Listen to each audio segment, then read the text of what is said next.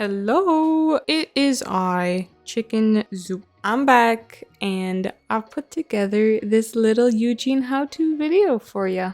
After the release of Gluttony and with a new boss on the way, support's been a role that's become a little more popular in the last few weeks. So for those of you who've been wanting to transition into more of a supporting role, this video is for you. Let's hop into it. So as a support, all of Yujin's skills are going to heal in some kind of way. Now these are the base skills, not with Transcendent modules. Yujin's first skill is going to be a healing drone that you apply to an ally. The healing is based off your skill power, but will do a max of 9% of the target's max HP. Now the drone heals every second for a 10-second duration, so you can look at it as 9% HP every second for 10 seconds. As well, the drone has a radius of 15 meters. If you stand outside of that radius for too long, the drone will dismiss and the skill will go back onto cooldown. The other way to dismiss the drone is to go through the full 10-second duration. Once you go through the full duration, you'll apply Stimulant to both your ally and yourself. Stimulant is going to be a burst healing of 36.9% of the target's max HP, as well as a 34.5% firearm attack increase and a 23% skill power increase for 5 seconds. And just some notes on the skill that I've noticed through gameplay.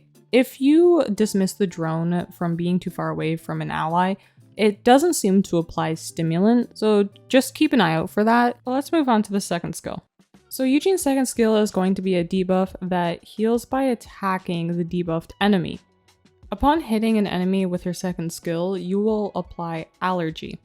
Now, attacking an enemy with Allergy is going to recover a max of 8.6% target HP, and then defeating an enemy with Allergy is going to recover a max of 26.9% of target max HP. As well, an enemy affected with Allergy will receive an additional 10% damage for the 5-second duration of the skill. A few things I've noticed with the second skill as well. When attacking an enemy with Allergy as Yujin himself, it seems to heal allies within the 8-meter radius around you. That being said, if an ally were to attack an enemy with Allergy, they would heal themselves for that 8.6% target max HP. And the last thing I want to add to the second skill segment is there is a separate stat for Colossus. Now applying this to Colossus will allow your allies to heal themselves off doing damage to the Colossus, although it's only going to be 0.9% target max HP. As well, I don't know if the Colossus receives the damage increase. That I haven't really checked into, but just know that it is effective on Colossus as well. Now moving on to the third skill, this is going to be a more defensive healing ability. The way the third skill works is within a range of yourself, you will apply stimulation to allies. Allies with stimulation will receive healing based on the amount of hits they've taken within the 10-second duration of the skill. Now this does max out at 15 hits, but the overall healing you can receive is going to be 62.9% target max HP. This skill also gives you a 25% damage reduction, which can help you in situations where you're getting grouped up on and you need a little extra survivability. And finally, moving on to Yujin's last active skill, his fourth skill is going to be an AoE heal as well as a effect cleanse.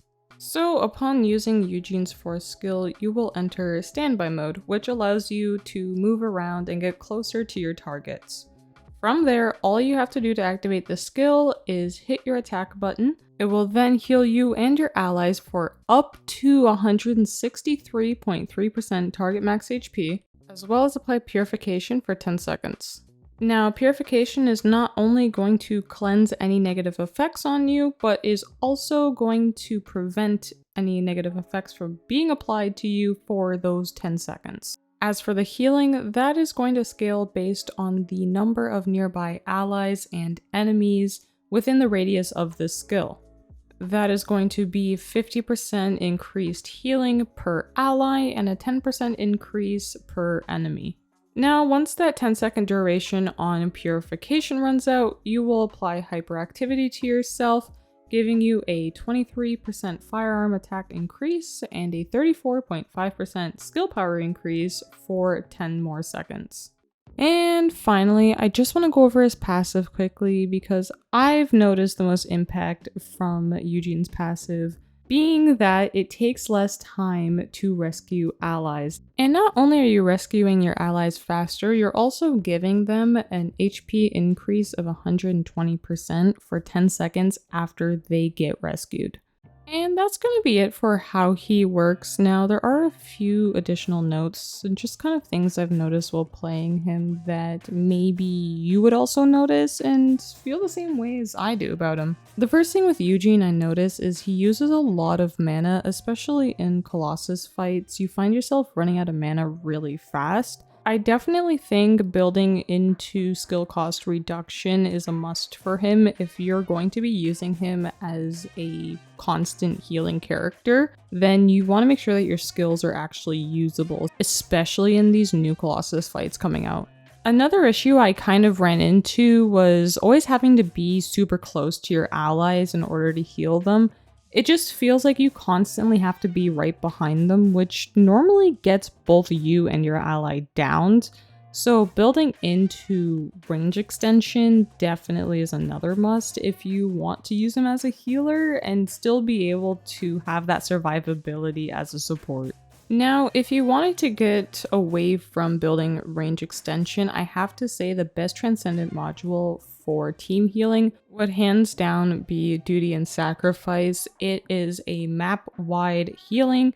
It takes your 4th ability and just makes it a massive AoE heal. Now you are losing Purification, but in situations like Gluttony where your team's spread out trying to do kind of side objectives like cooling, you can't be near all of them at the same time, so having that AoE heal really helps out.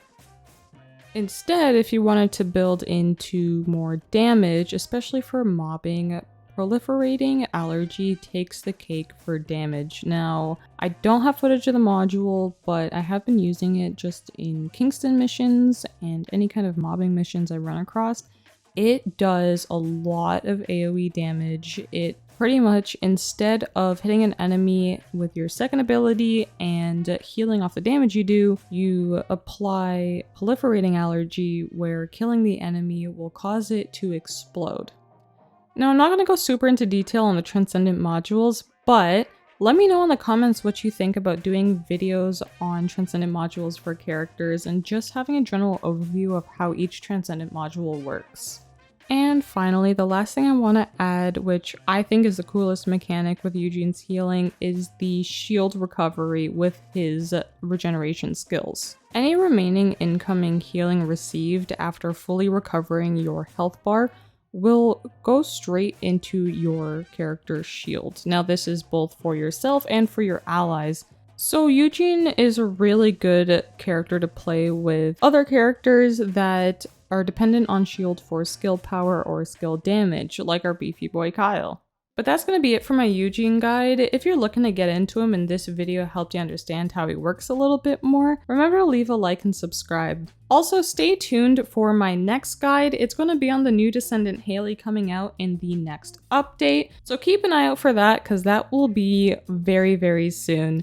As always, I'll see you guys in the next video. Take care. Bye!